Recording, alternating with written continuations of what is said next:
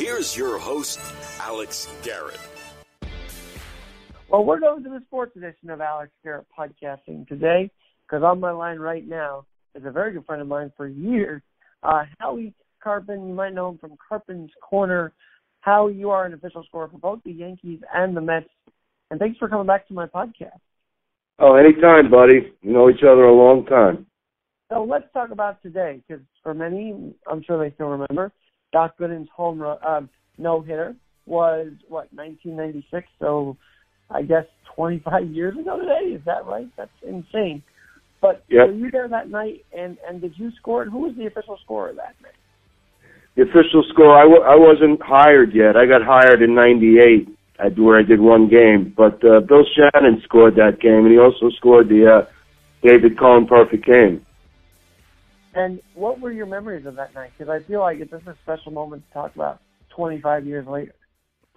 Yeah, it is amazing. I mean, I've been lucky because I've been live at 4 no-hitters, and that happened to be the second. I was at the Jim Abbott one in 93. And then, it's funny, he walks the first guy, Darren Bragg, excuse me, and then the next batter was Alex Rodriguez in the top of the first, and he hit a ball to center field. It looked like it was going to be an extra base hit. And Jared Williams made one of the great catches of that season, excuse me, and he turned it into a double play. And from that point on, Gooden rolled. I mean, he had a couple of walks and obviously got to the ninth inning. And, it was amazing, the atmosphere, because people don't remember that Gooden actually went to a no windup for that game. He altered his motion, went to a no windup. His father was in the hospital at that time, so there was a lot going on that night. He was trying to make a comeback, and the Yankees took him on that year. And he had a night. It was tremendous, and the fans were going crazy. They lifted him on their shoulders to walk him off the field. I'm sure you'll see highlights of that, throughout the day and stuff like that. But it was a magical night, and I was so pleased to be there. Well, let's talk about Doc for a second, because obviously, as you say, there were so many circumstances of him coming back that were special. First time we're giving him that second chance. And that seemed like a really redemptive moment for Doc Gooden, wasn't it? Yeah, especially with his father in the hospital at that time. He was close to his dad. His whole journey, how he came up, he was this phenom. And with the Mets, he looked like he was on his way to the Hall of Fame.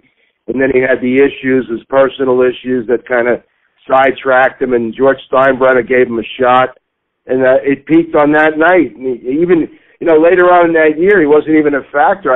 If I remember correctly, he wasn't even on the postseason roster that year. But, he had his night on May 14th, 1996, and he went into the record books. Do you think that was a good start for what that year would bring? Because that seems to be the catalyst for the start of a championship run that year. Would you agree? Yeah, that seemed to be, it's funny, throughout the season there are little bookmark games that occur.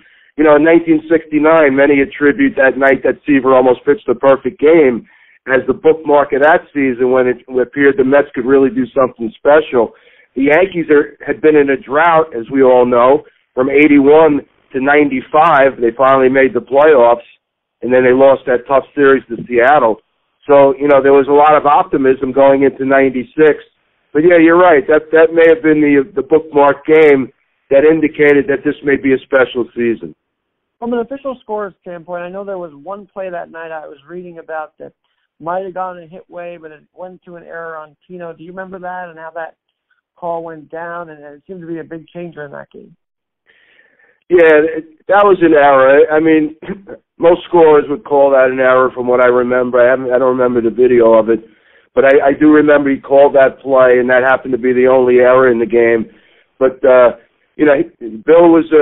was the best. I learned from the best, and, he knew what he was doing every night he was in that chair. So, that was a legitimate error call. No one really argued it. There was no appeal system at that time.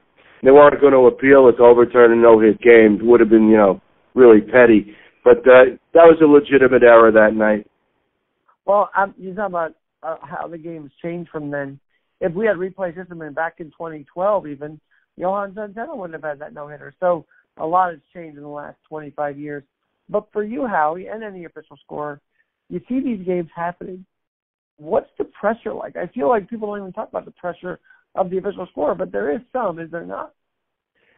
There is in different ways. You know, you can have a close call in the first inning, and that could end up being the only hit, you know, for 6-7 innings, and then people may come up to you and say, you know, you may want to look at that first one, you know, you call back in the first inning. So there's different kinds of pressure. Yeah, there's the obvious pressure of, you know, no hits, and then you're going into the 7th and 8th inning.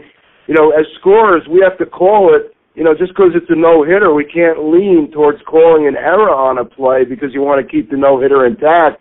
We have to call it, you know, if it's the 9th or the 1st or the 2nd, we can't be what I call situationally score. You know, a lot of people, you know, on the outside, they score on emotion. I had that the other night with the Met game on Friday night when that guy Pat Malika came up, and I called that a fielder's choice, and the Met broadcasters wanted it to be a hit out of emotion. But that was the correct call, fielder's choice RBI. I'm sorry I couldn't give him a hit, but that's how we have to score. We can't, you know, yeah, it would have made a nice story that he got his first major league hit on a walk-off. But I'm sorry that, you know, that's the way we have to score the game. So, you know, we can't situationally score. But, yeah, there's pressure. We know what's going on. We see the scoreboard. Yeah, you get to 6-7 innings. I had a game in 2004 before the Mets' first no-hitter in 2012. Tom Glavine was pitching a perfect game into the 8th inning, and it looked like he was going to get it. But then with one out in the 8th, a guy named Kit Pello hit a ball into the right field corner to end the, you know, the no-hitter in the perfect game. That's the one thing you want as a scorer. At least, you know, if there's a hit, let it be clean, and then there's no arguing. You know, but you just do your best and deal with the situation if it does arise. Well, let's talk about that, too, because, you know, I've heard, because I kept score for certain games in college level, but the phrase I've always heard is, let's not be the storyline, right? So the official score really cannot be the storyline, and most times they're not. But there is that tendency to make them the storyline. How much work is it to stay out of the headline, if you will? It's not work. It's the circumstance. And now, the job has changed over the years because there's more interaction with the broadcasters now than ever. It never used to be like that. They rarely mention you. But now they talk about you a lot because, you know, you're involved, your name's on the scorecard, and sometimes you become the story, unfortunately. It's out of your control. You know, it's more circumstantial. But, the Met announcers talk about me a lot, and very complimentary, I must say. Yankee announcers, too. Michael Kay's been very kind, and, you grow up in New York. You know how tough we are on baseball here. It's a baseball town. We take it serious around here, more so than maybe a lot of other cities. So, it becomes, the job has become you're like a diplomat, but you're also dealing with outside factors when the broadcasters start talking about you. And luckily, they haven't been too critical over the years, I have to admit.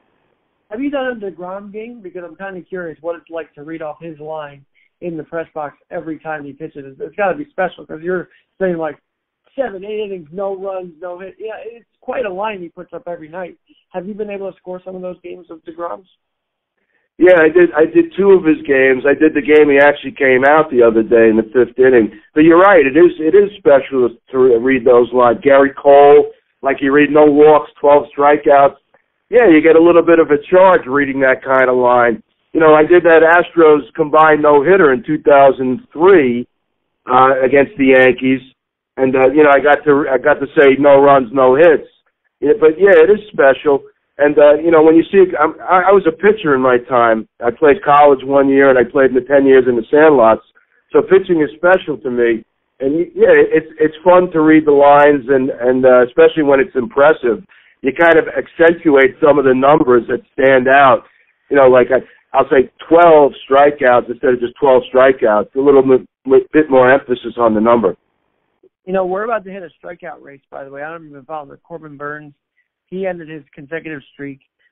Garrett Cole could top that fairly easily. It's very interesting to watch. Why is pitching becoming more of a dominant force than it has been in quite a while, to be honest? Well, I have a couple of theories about that. One, the approach of the batters. They swing for the fences all the time now to try and maximize their at-bats, which is it's really a ridiculous approach. And also launch angle has come into play, and the pitchers have figured out how Keith Hernandez, to his credit, like 2-3 years ago, when launch angles started to come in, he said, the pitchers are going to figure it out and they're going to throw, balls upstairs, and you guys are not going to be able to hit it because they're swinging up, and they're never going to really hit it fair if they swing up. So the pitchers have figured it out, and the batters have not adjusted. So now you got this extreme advantage for pitching, and it's almost like we've reverted back to the 1968 season, which I was 14 years old. I remember it well. The pitching dominated. They had to lower the mound. There was a whole bunch of adjustments made, and then eventually the DH came into play. So we made, it's funny how baseball goes in cycles, and they kind of repeat themselves. So the hitters now are going to have to make an adjustment, and I'm surprised, even in the minor leagues, you're not teaching guys to cut down your swing with 2 strikes. It's a real, problem for baseball because it takes away from the action. You don't want to see pitchers and catchers pitch and catch. You want to see balls in play. You want to see defense. You want to see running bases. You want to see relays, things like that. They've gotten away from that now with all this new data and all this stuff that they think is helping them win. But if it was so great, why isn't everybody winning? You still have the same amount of bad teams and the same amount of good teams. But now the product is really suffering. For guys like myself and you, we have such a passion for the game, it's really distressing. Well, do you think the shift, because I know Mushnick's wrote about this, I'm sure you have some thoughts on it, is the shift becoming a negative thing for this game? It once was a novelty, but now everybody does it. And it's interesting because of that shift, actually, the Yankees got a couple of double plays out of it. But overall, is the shift good for the game? Is that a thing that's changing the dynamic as well? It has changed the dynamic, and I don't think it's very good for the game, although you can't outlaw it unless the league makes a ruling on it. But, pitchers don't say anything, but if I'm on the mound and they have a shift on, like for a left-hand hitter, and then I get the guy to hit a routine ball to shortstop and it goes into the outfield for a hit, I got to be a little pissed off about that in my mind, but they're not complaining about it. I don't think they want to make an issue of it, but it's really got to be distressing because, even if you shift, there's still openings on the field. You can't cover the whole field no matter what you do. So it's up to the hitters to make that adjustment, but they're not doing it. So they fall into that trap to where the pitchers are dominating them and they're not getting their hits. So the batting averages are really abysmal this year. There's also been a thing where in the new age that batting average is not as important as on-base percentage, and I find that to be a bunch of garbage because I'll take a 340 hitter in my lineup over a guy who will walk. A runner on third, 2 out, what good does a walk do? They teach you, don't leave it up to the next guy. All right, if he doesn't throw you a pitch you can hit, all right, you take the walk. But they're throwing strikes and they're still looking at them. These guys look at balls right down the middle. They don't swing. Clint Frazier a couple of times, and he's been struggling this year. Earlier in the year, he's 2-0, and there's a fastball right down the middle, and he's looking at it. I mean, where is the philosophy for the hitters to make up for the pitchers making the adjustment? Oh man, so many good points there. Howie, I've got to ask you. You talked about analytics earlier. Does the official scoring come into play with the stats? Like, do they really try and hit on, come to you a lot more now because they want the stats to be a certain way because of the analytics? Have you seen that?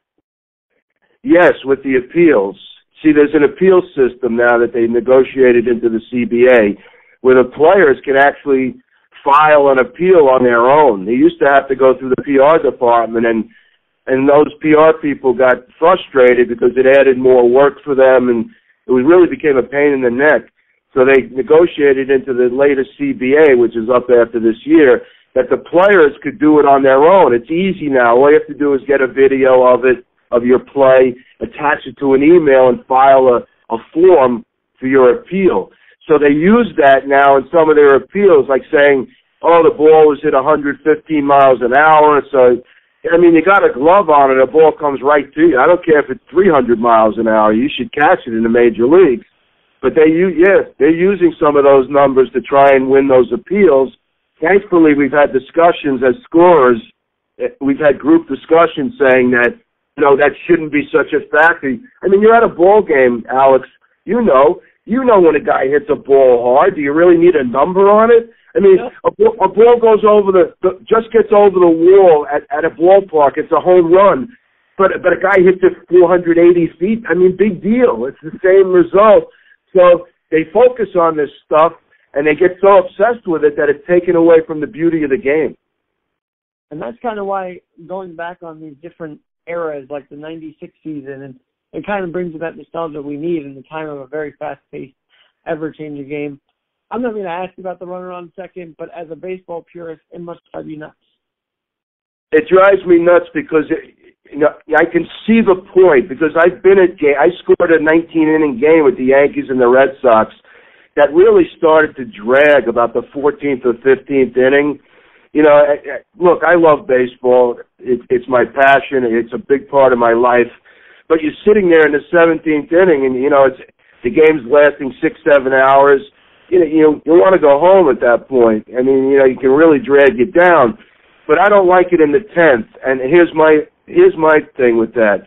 I would go for it. I would warm up to it a little more if they started it in the 13th. Play 3 regular extra innings, and then go to the runner on second, which would make a little more sense. To start it in the 10th, here's another thing with that. They had the 3-batter minimum rule.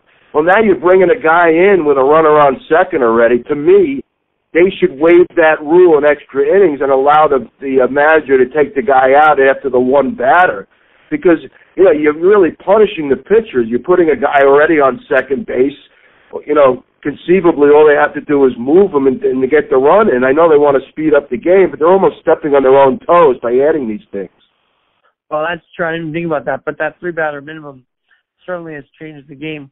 How do you score that, though? Is there a way you have to score it now with the runner on second? Is there, or do you score it like a regular inning? No, that runner on second basically, stands by himself, because if he scores, that's unearned no matter what. That is always an unearned run if the guy starts on second. But it counts. It's an error that's not recorded. That's how he gets to second base. No error is charged to an individual or the team. But for scoring purposes, that's an unearned run. Now, the rest of the inning would be scored as if that guy didn't exist. And what that means is when we have a catcher's interference and the guy reaches first base, there's an error charged to the catcher. But there's two compartments with errors. One error is a guy who reaches on an error that should have been an out. Another error on a throw where a guy advances, it's not necessarily, should have been an out, if you understand what I'm saying. So with catcher's interference, when the guy reaches on the error, other things that happen in the inning, we don't compute that person. That person actually is only computed if it scores. It would be unearned. But the rest of the inning would be computed as if that runner didn't exist. And that's how we have to compute the extra innings. Let's say you got the runner on second, right? And guy hits a 2-run homer. Next guy up gets on an error, and then that guy ends up scoring, and they score 4 runs after 2 out because there was a 2-out error.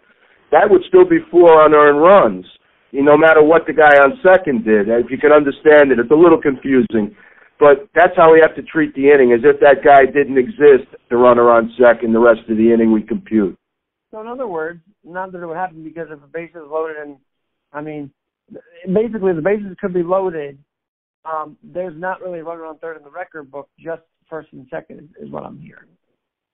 Yeah, exactly. Right. Or first and third, or the runner on second wouldn't exist. But he would be on there to start the inning, so he would end up as the runner at third in that part. But yeah, that's how you would compute the inning, as if that person didn't even exist. I could see it's been tough to adapt to. Tony La Russa didn't know that his pitcher could be replaced by the runner before him. Very strange details for that extra inning.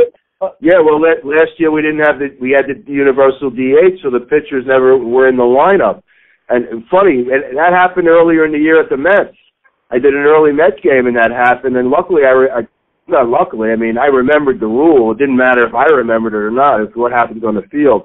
But I remembered that the pitcher, they could use somebody else, the person in front of that pitcher in the lineup, to run, so you wouldn't have to use a pitcher to run. That was that was implemented when they put in the extra inning rule, but it never came to light last season because we had the universal DH. Let's talk about Doc for a quick minute. By the way, I'm hoping universal DH. I don't know, again, as a purist, I don't know if it's a good thing. However, if pitchers are getting hurt on the base pass, maybe we need to look into that more. What do you think? I'm with you. I mean, I've warmed up to it. I didn't like the fact that it was different, in each league, the rules. I wanted it to be standardized. So if it's going to be universal DH across the board, we'll live with it. I mean, in 73 when it came in, there was a lot of uproar. I was 19 at that time, so I remember it well. And then we got used to it, and then we realized that it wasn't worth it for pitchers to hit. There's a few exceptions, obviously Jacob deGrom. By the way, he's got a little lat problem or something in the side. Who knows if batting didn't exacerbate that injury more so than his throwing. So that's another factor to be considered. You talk about how you follow this game since you were a teen. How did you get into the business? And if everybody wants to be an official scorer, I don't think I asked in the last podcast, but what was your path and what path would you recommend for those that do want to do the job of official scoring down the line? Well, you got to be around the ballpark covering games. I mean, it took me 18 years to get an opportunity because I saw when I first started covering games in the early 80s, I saw that media people were doing it, so I thought I could do it. I thought I knew the rules. I thought I could do it. So I kind of urged them over a number of years after a while to give me a shot, and finally in 98 I got a shot. But if you know the rule book and you watch a lot of games and you're around, then you have a chance, to maybe, get in on it or do minor league games or, games, amateur games and things like that. That's the best way. There's really no set way to get in. It's kind of a feel thing, you know what I'm saying? I mean, you got to be at the ballpark a lot. People have to get to know you. I covered a lot of games in the early 80s for radio. I'm kind of unique because I came out of the radio business to be a scorer. I'm the first radio guy to be a full-time official scorer in New York, over all these years. So I'm kind of unique. I came out of the radio business. Most people come out of the print medium. So, it was a little bit of a struggle for me in the beginning because, a lot of people didn't think I could do the job. They had their doubts, and I had to prove myself. But luckily, I've lasted 23 years. And it keeps going, obviously, because you're still doing games to this day. Howie, did you ever get to score Doc? I know you came in 98 there. Did you get to score him at all, or has he retired by then? I don't remember, to be honest with you. I may have had a game. Well, he was there in 2000 with the Yankees for a little while, so I don't remember if I actually scored one of his games. There was nothing really special that would stand out. How weird was it?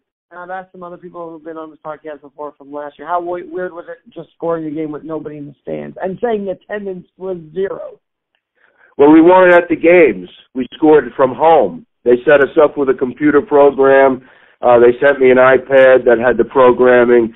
So we did the games from home off the TV, which was pretty difficult. The toughest one were those hard ground balls to the infield because the camera can't switch fast enough. So those were difficult, and you relied on the TV to give you certain angles. Now, we had angles on our own, thanks to the computer programming that we got. But, you had to rely on the TV. So scoring at home, was really weird in a lot of ways. I was doing it in my son's room. He doesn't live with, he's out of the house. So I was doing it in his room. I'm sitting in my shorts and have a soda on the table. I have soda at the game anyway. But it was kind of weird doing it off the TV, and I'm glad we're back at the park this year. Well, let me ask you then, did you have to communicate with the reporters, read the lines off in a different way, or were you not able to do that from your house? No, we had to communicate through this app called Slack, which we use today. And there was a point person at the ballpark who would relay the announcements. So we'd have to type in our announcements, and then they'd be announced at the games. So that was a process, and sometimes this drove me crazy. The announcers would make a call on a scoring call, like they'd say if that was a hit or an error, and we hadn't made the call yet. We didn't transmit it, communicate it, and then it would come in, and if it was different from what they first said, they'd say, "Oh, the scorer changed it." Well, he never really changed it. He never put it out there. So there was logistical problems with doing the games from home, but we were able to overcome. I actually have heard that line to score change it a couple of times, even before pandemic. I feel like that line's been in use for a while now. Well, sometimes we do change right away because we see a different angle on the play. We have to get a call out sometimes because there's that game day on MLB.com. They're sitting with us. They have to, input the pitches, pitch by pitch. And, when the next pitch comes, they have to be ready. And so they need a call sometimes. So sometimes we have to make a call and then we go over it and we'll change it a little later on. Or the PR people will still come over or somebody will come over and ask you to review. They don't do that as much anymore because they have their own appeal system. But they would come over occasionally and say, can you look at that? And I never refuse them if they ask me to look at it. Even if I know in my heart I'm not going to change it, I still go look at it out of courtesy. Howie, I got to ask a personal question. How have you guys been through the pandemic, your family and everybody? And also, Karpin's Korner, would you say had its rise through this pandemic? How's it been still getting those big guests as we're getting out of this pandemic now? Well, thanks for asking me. Luckily we did all right. My two boys, my sons, don't live at home. They live. One lives in Colorado and one lives in South America, believe it or not. So it was me, my wife, and my dog.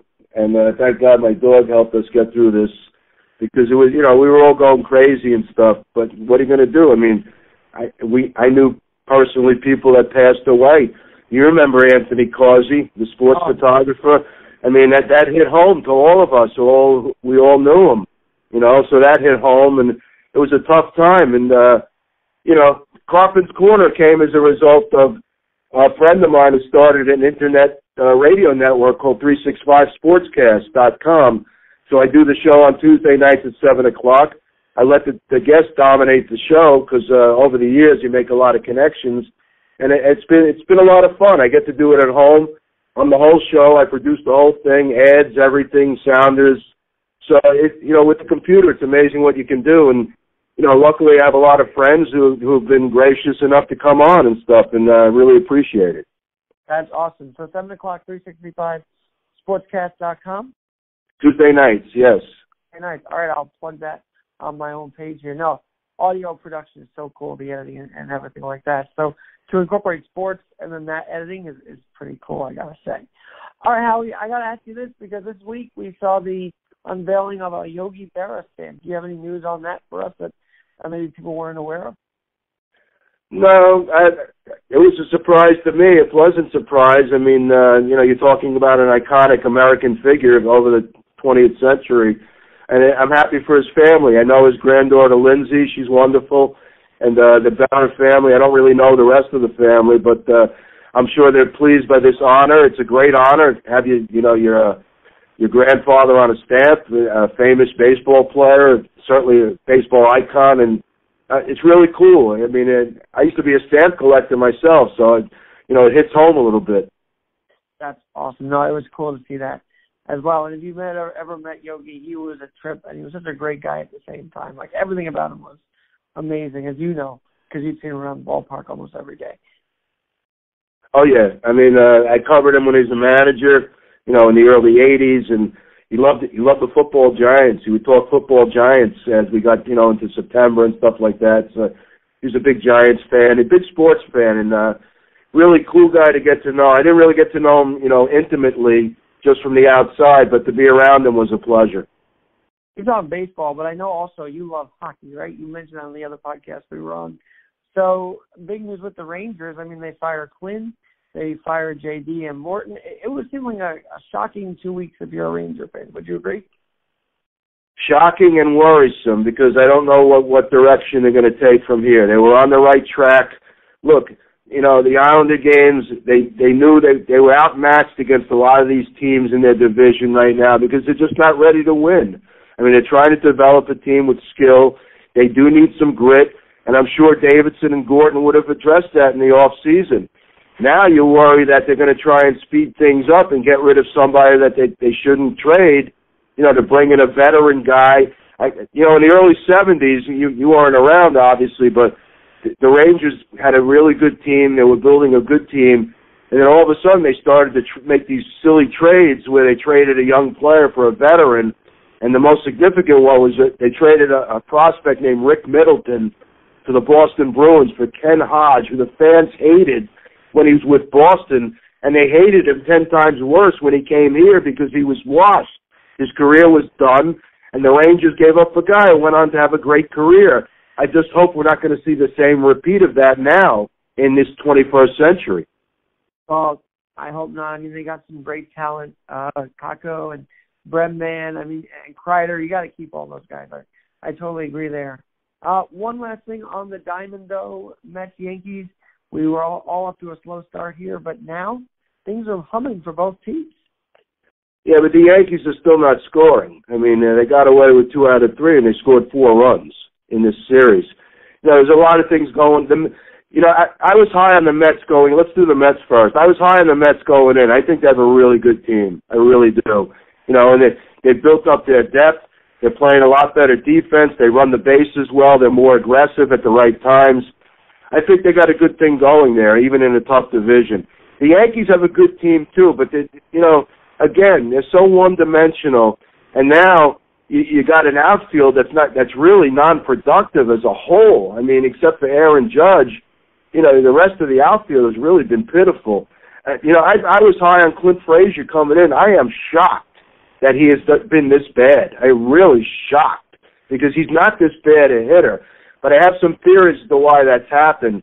Number one, I think he's looking over his shoulder at Brett Gardner. I know fans love Gardner.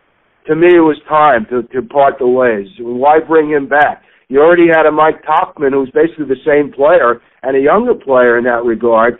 So I think Frazier started looking over his shoulder. Then they start taking him out for defensive purposes. Why? His glove has gotten a lot better. He's making spectacular catches. Yeah, he dropped 1 fly ball this year. That happens. But he's been much better defensively, and then you take him out because you say for defense? It doesn't make any sense the way they're handling him. I have a feeling that they've kind of given up on him. Aaron Hicks was a bad sign. I'm sorry. I wouldn't have gave him 7 years. I don't think he's that great. He's a nice player. He's not what you call a lead player. He's more a complimentary guy. Gary Sanchez regression has really hurt. LeMahieu's not off to his usual quick start. He struggled a little bit, and that's surprising because he's the buffer in this lineup. He's the outlier, the guy who will get to hit the right field, who won't swing for the home run. So they really need his bat to get going. And their pitching's been great. I mean, their pitching's been outstanding, and you hope they don't waste it. I mean, Cole is Cole. He's fantastic every time he goes out. Corey Kluber's picked it up a little bit. Tyone, all right, he had a bad outing last night. Montgomery I like a lot. I liked him from the start, and he's still learning. And then their bullpen's pretty good. So their pitching is better than people expected, but their offense is dragging them down. Well, and I don't know, have you ever scored a 1-0 game? I mean, I don't remember the last time either team won a 1-0 game, to be honest with you. Well, there's a lot of 1-0 games this year. If you looked around the scores, there's a lot. The refreshing thing is there's not a lot of balls leaving the ballpark like they did the past few years. It was going out of style, double-digit scores every night. You're not getting that every night. Now it's gone to the other extreme where the pitching is dominating the hitting. But you're right, there hasn't been a lot of – I've scored a number of 1-0 games, but there haven't been a lot of them over the past few years, certainly for the Yankees. And by the way, speaking of pitching, 2 no-hitters in 1 week. We're talking about the 20th anniversary of it once was a rarity, a no-hitter. Now they're happening almost nightly, it feels like. And then I know it's an unwritten rule to not talk about it, yet Major League Baseball wants people to know there could be a no-hitter. And I'm like, what happened to the unwritten rule of not talking about it until it's done, right? Well, people distort that legend in a way. You know what happened? If you listen to the great Vince Scully, he never came out and said verbatim that a guy had a no-hitter. He'd always get around it. He would say, well, they have no hits on the board or they have no safety. He would always figure out some way to say it without saying it verbatim. And that's what a lot of the good broadcasters do that do believe in that superstition. So, I'm a little superstitious. I believe it. It's funny. I'll tell you a little story. In 1978, Yankee playoff game against the Red Sox, that year I had this lucky TV where every time I seemed to watch the game on that TV, they won. So I started out watching, and it wasn't a color TV, it was a black and white. I started out watching the game on my color TV for the first 5-6 innings.